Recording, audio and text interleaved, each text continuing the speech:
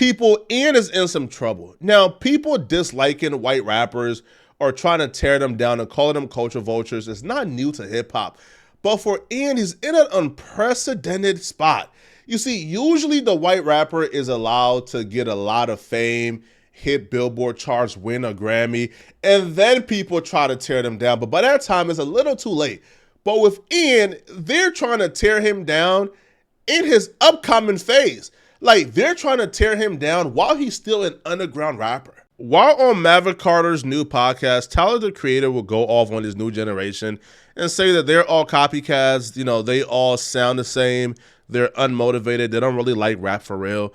But then he would also single out one person specifically that we all just assume he was talking about Ian. Neither the criticism of the new generation or the criticism of Ian, neither of those things is like a new idea, right? Or like a concept that just got thought of, right? You know, like it's been thrown out there before. Others have had the same opinion before. But just kind of odd comment from Tyler, the Creator, no pun intended, because it wasn't too long ago when Tyler, the Creator, was the one that the old head rappers were trying to ostracize from hip hop. They were calling him too weird, saying this is not hip hop, he's a weirdo. But now he's taking on that same approach on a new generation. Is your frustration with them because you care about this art form so Dude, much? I love this art form so much, bro, and there's so many out right now that aren't musicians that are getting treated like musicians because they make meme records or whatever. And I'm like, bro, it's out here that's really special, really aliens, really talented, really putting in the work. And y'all giving this dip these niggas publicly will be like, I don't give a about music, I just do this for money. Like, I agree with you. Like, get your bag. I love that. But like, this is that weird cycle that only takes place in hip hop, where the old freshman class, after about 8 years, start thinking their music is more profound than the new freshman class. And then they start judging and looking down on the new freshman class when it wasn't so long ago when, you know, the old freshman class was looking down upon them. Like when Tyler, the Creator, came out, you know, they were calling him a weirdo. They were saying, bro, like, what type of dude is rapping about riding on bats and cutting off cat limbs, bro? Like, yo, this dude is not hip hop. He's a weirdo, bro. Like, lock him up. Like, this is not what hip hop represents. Then 8 years later, somehow Tyler, the Creator, now is speaking from a position of authority, and he's looking down upon a new generation. And I'm sure in about 8 years, these underground rappers will be looking down upon the new generation too. It only happens in hip hop for some reason, and I don't understand why. When every publication is like, hell yeah, let's put that out. Man, a 15-year-old, a 12-year-old, a 20-year-old gonna see that and be like, man, shit, I don't really care about this shit too. This is a quick bag. Now you taking up space for. This crab in the barrel mentality makes no sense. Like, there's literally unlimited resources out there when it comes to the music industry. Like, nobody is gonna say, yo, I like Gunna, so I'm not gonna go ahead and listen to Future. No, bro, that's not how music works, bro. Yo, if you make good music and profound music, bro, that resonates with people, they're gonna listen to you, right? And more than one person can shine at a time. But for some reason, yo, like, as rappers get older, and I'm assuming like it's because they start to realize their biological clock in hip hop like is tinkling down, and when they see a new generation getting some clout and shine, they take that personally because they understand, bro, that with the ushering in of the new generation, is they're ushering out. And it's the rappers who go out in ceremonial fashion are the ones who tend to be remembered favorably by hip hop. The one who go out in unceremonial fashion, who goes out kicking and screaming and fighting, like Joe Budden. Now, Joe Budden is a legendary podcaster, and I think he's a hip-hop legend. But when hip-hop remembers the exit of Joe Budden outside of hip-hop, it's not a favorable and a ceremonial one, right? He went out screaming and dissing all mumble rappers, right? So it wasn't a favorable one. So it's sort of odd to see Tyler, the Creator, kind of taking this path when he really doesn't have to.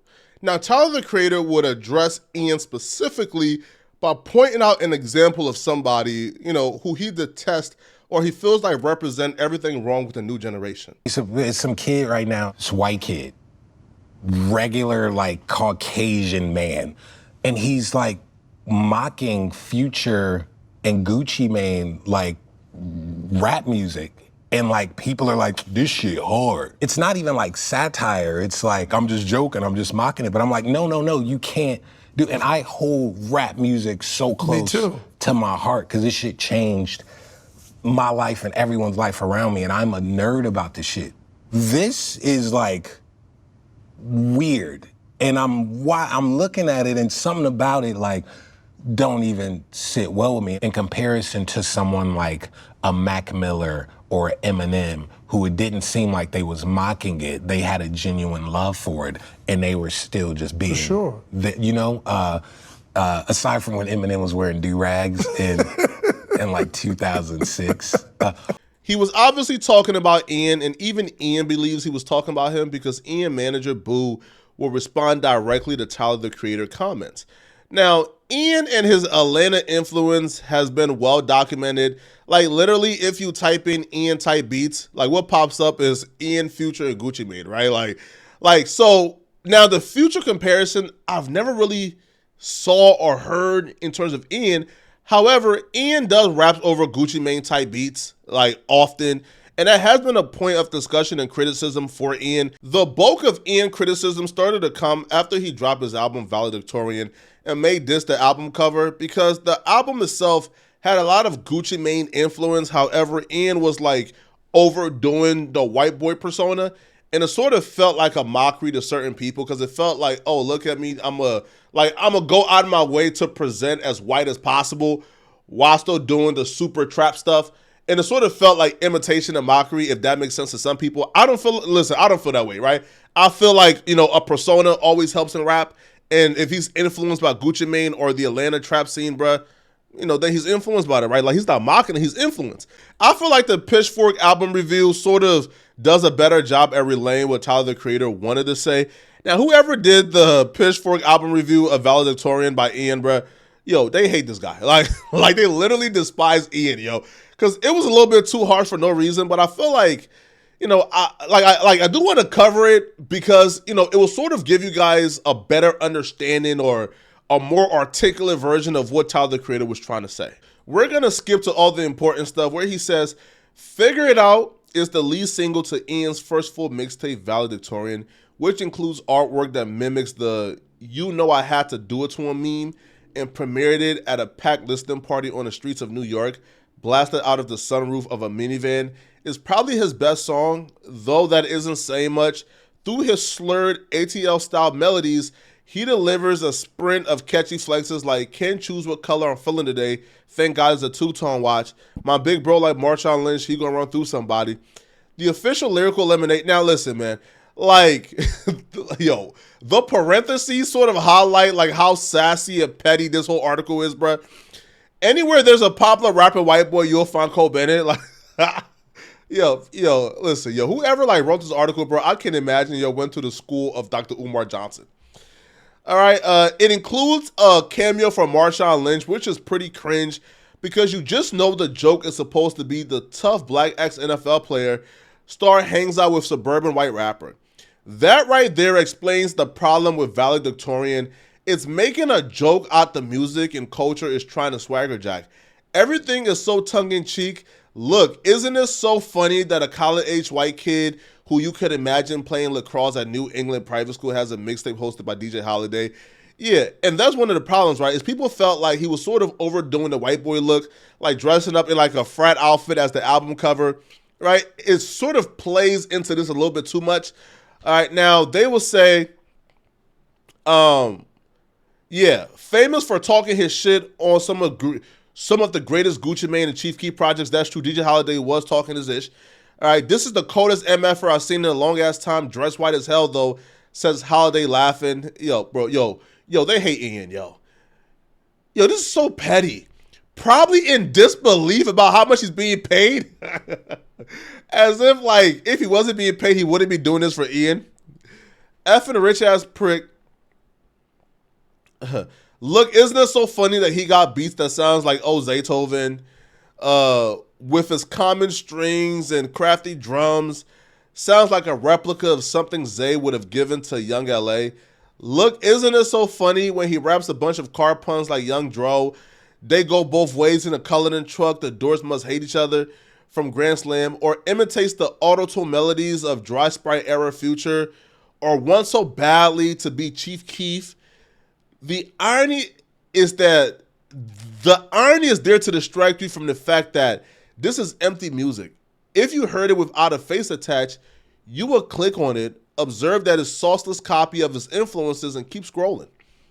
That said, none of valedictorian is unlistenable, just devoid of any personality or imagination, performing an emulation of melodic regional rap of the last decade or so. Ian lacks the ability or intention to do anything other than replicate music that already exists. He's not rewiring ATL swag of the past like Bear One Balls or dissecting the nostalgic dance rap like Xavier O'Based. He's just a white kid that has heard a lot of rap, and there are lots of them. After years spent falling down SoundCloud wormhole, I'm almost numb to white rappers that would probably do the surgery from Face Off with Chief Keef or Young Thug if it were possible. Yes, Ian is white, but take his race out of it. Is it too crazy that Ian sounds the way he does? Yo, we're in an era of the internet now, right? So if a kid, let's say in LA, sounds like a kid from Detroit, which a lot of kids in LA sounds like rappers from Detroit, yo, it's the internet era. Yo, somebody influence doesn't have to come from where they grew up or how they grew up. Their influence could simply come from the music they were consuming the most.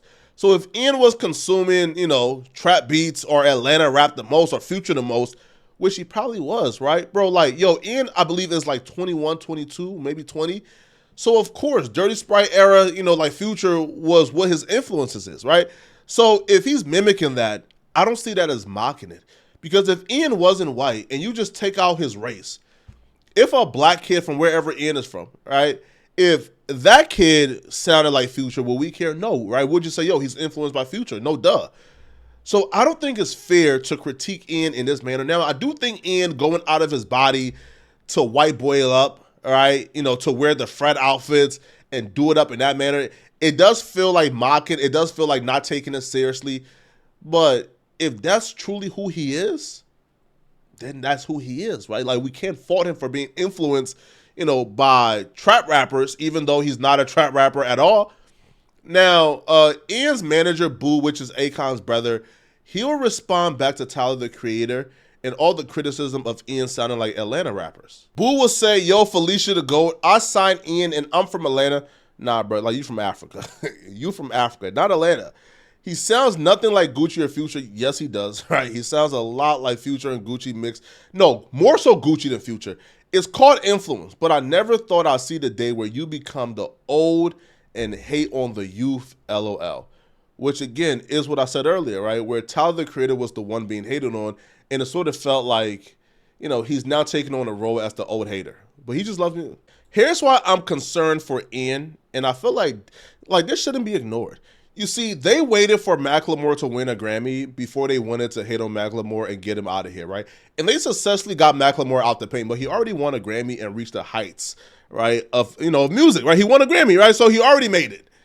In terms of Ian, if it's already this much attention and hate on Ian, and he hasn't even made it yet, like, this is unprecedented. Bro, we've never seen this before.